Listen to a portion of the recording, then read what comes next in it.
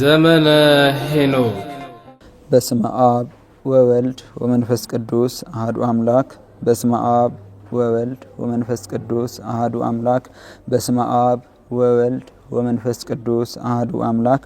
አምላከ አበዊነ ቅዱሳን ስሉስ ቅዱስ ቅዱስ እግዚአብሔር እግዚአ ሕያዋነ ሙታን ገባሬ መላእክት አማዴ ሰማይ ወምድር በብዛ ምሕረትከ ዘአብጽሐከ እስከ ትሳት ይሰብሐ ስምከ ለዓለመ ዓለም እመብርሃን ወላዲተ አምላክ ኪዳነ ምሕረት በኪዳንኪ ባስተብቆትኪ ወትረ ለትስእሊ በእንቲአነ እመምህረት እመሰላም ንሴብሐኪ ክቡር መስቀል መድኃኒተ ነፍስነ ትምህርተ መሪእነ ዙፋነ አምላክ ዘተሰመይከ ቢጸ ኪሩቤል ንሴብሐከ ይደለወከ ክብረ ስብሐት ቅዱሳን መላእክት ጻድቃን ሰማዕታት ደናግል መነኮሳት በክብርክሙ ንሴብሐክሙ።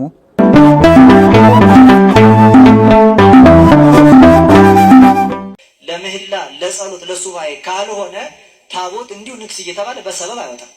ለጥምቀት ይወጣል። ከዛ ውጭ አባር፣ ቸነፈር፣ ጦርነት፣ ድርቅ፣ ረሃብ እንዲህ አይነቱ ነገር ሲኖር ሰናይ እንግዲህ ከግራኝ በፊት የነበሩ ስርዓቶችን በተወሰነ መልኩ ባለፉት መርሃ ግብራት ለመመልከት ሞክረናል። አሁንም እንደዚሁ የተወሰኑትን የጠፉ ስርዓቶች እንመለከታለን ማለት ነው። ያው የጠፉ ስርዓቶች በነገራችን ላይ የብዙ ናቸው። ከነሱ መካከል የተወሰኑትን እንመለከታለን።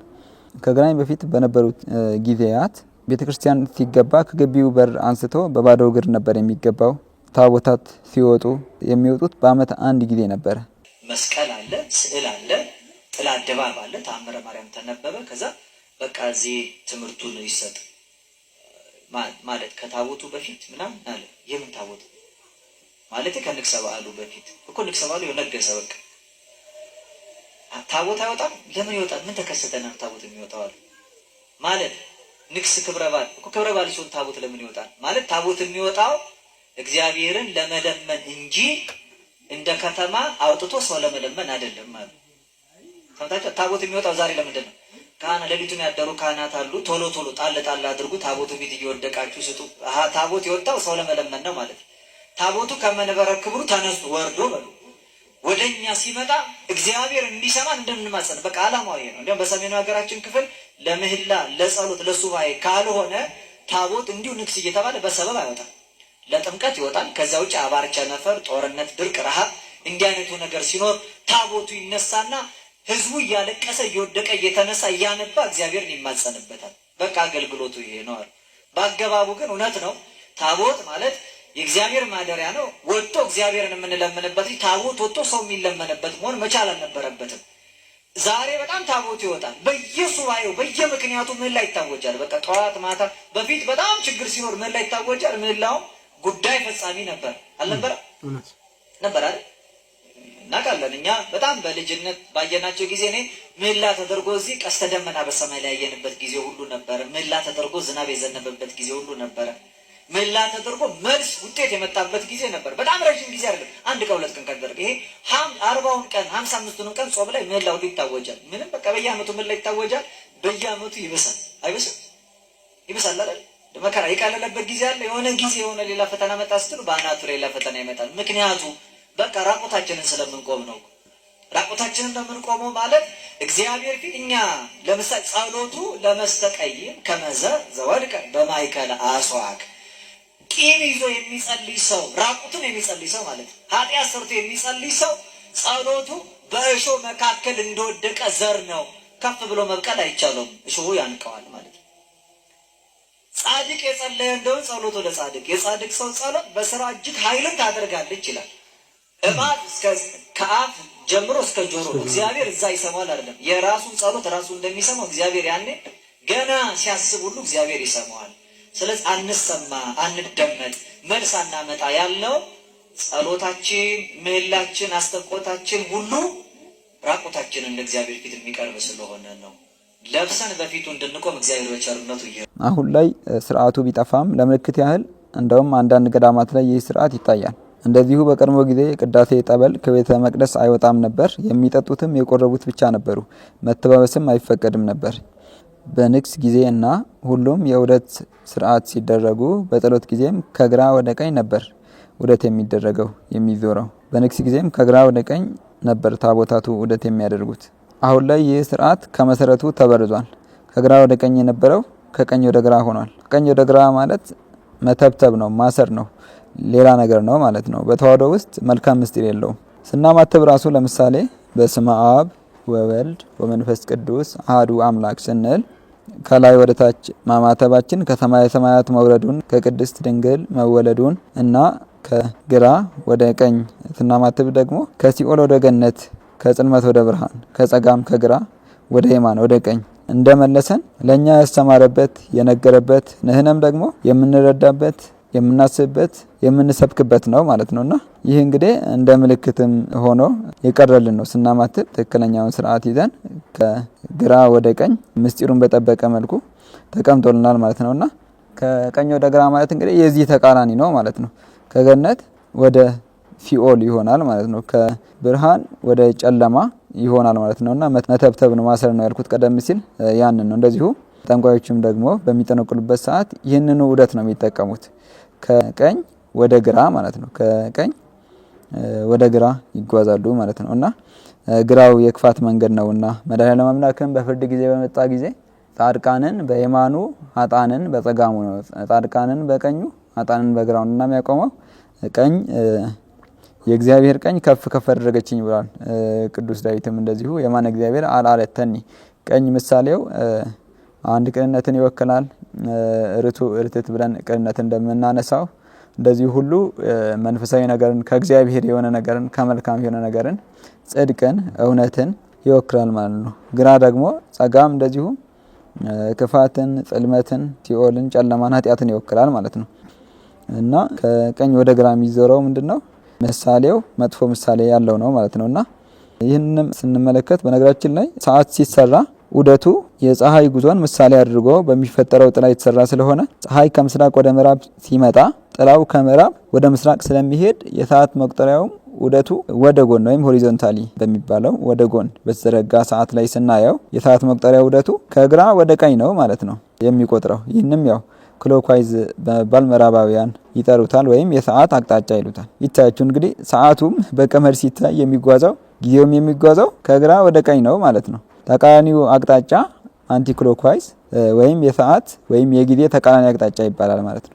በነገራችን ላይ ከዚህ በፊት በክፍል 14 ላይ እንዳየነው 24 ሰዓት የሚባለው የመጣው በምርምር እንደሆነ አይተናል። በምርምር ነው እንጂ የጥንት አበው አይደሉም ያስተላለፉልን። ቅዱሳን አበው ያስተላለፉልን 18 ክፍልን ነው። የቀድሞ ግብፃውያን ቅርብ በሚባል ጊዜ የከዋክብትን ስብስብ በማጥናት የከዋክብትን መውጣትና መግባት ተከታትለው በማጥናት 24 ሰዓትን እንደወሰኑ የታሪክ ሰነድ ያስረዳናል።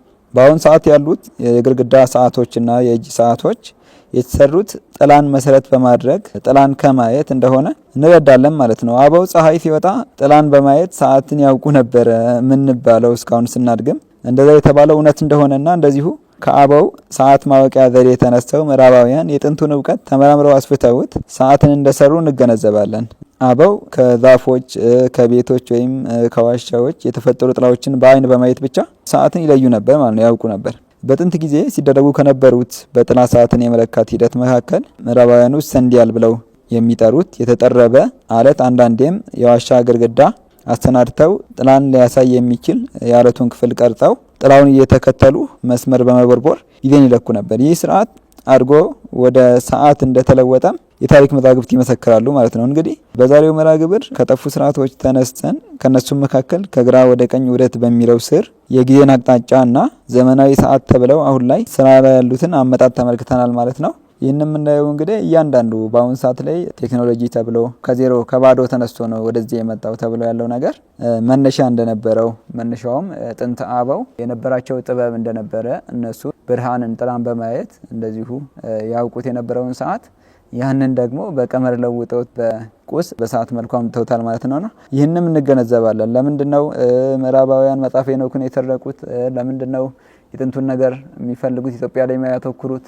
ታሪክ ለምንድነው የበረዙብን? እኛ እንዳናቅ የጥንቱን እንድንተውና የፊቱን ዘመናዊውን እንደዚሁ የተበረዘው እንድንመለከት ያደረጉት ለምንድነው ብለን ስናይ ሰርቶ የመጣውን ውጤት ብቻ ነው እንጂ የሚያሳዩን መሰረቱን ለማወቅ ስንሄድ ደግሞ ምንድነው ሰርተው ካገኙት ሰዎች አንስተው ታሪኩን ይሰውሩታል ማለት ነው። እንደውም በአንዳንድ ማህበራዊ ድረገጽ ላይ የብዙ ግኝት ባለቤቶች ጥቁር ህዝቦች እንደሆኑ የአፍሪካ ህዝቦች እንደሆኑ በሰነድ የተቀመጠ አለ ማለት ነውና ያን ሁሉ እንግዲህ ምዕራባውያን ወይም ነጮች እንዳገኙት ሆኖ ይነገራል ማለት ነው። እስካሁን ድረስ ግኝቱ ህዝብ አይምሮ ላይ የተቀረጸው የተሳለውም ደግሞ ምንድነው ምዕራባውያን እንደፈጠሩት ተደርጎ ነውና ሰዓትን እንኳን ስንመለከት አብዛኞቻችን እንግዲህ በጥላ ሰዓት ይለካ ነበር የሚለውን ነገር ሰምተናል ብዬ አስባለሁና ከዚህ ተነስቶ የሰዓቱ አቅጣጫ ይሄ የደቂቃው መጠቆሚያ የሰዓቱ መጠቆሚያ ሰርቶ እነዚህ ደቂቃንና ሰከንድን የሚያመለክቱ መስመሮች ይሰራሉ ብለን አስበን ምናቅ አይመስለኝምና እንግዲህ ከዚህ እንደተሰራ በመረጃም ደግሞ የተቀመጠ ጉዳይ አለ።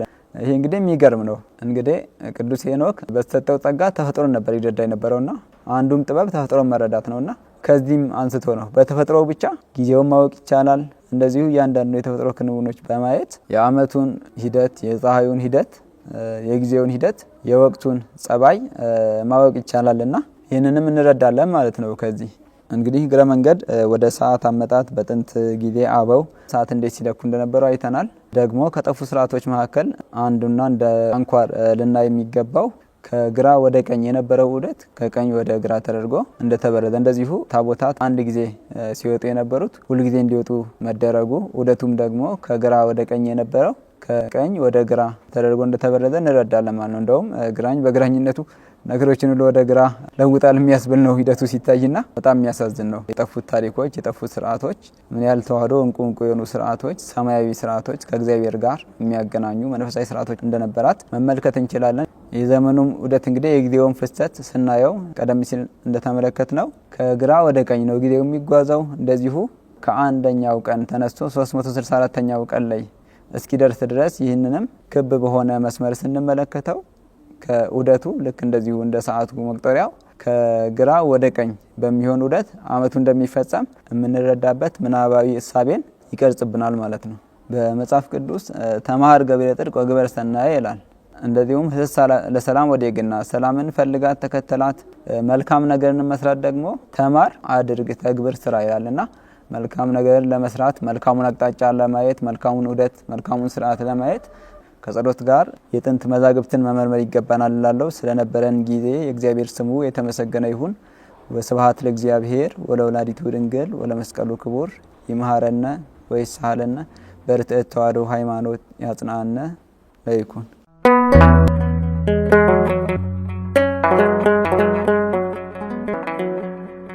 ዘኢትዮጵያ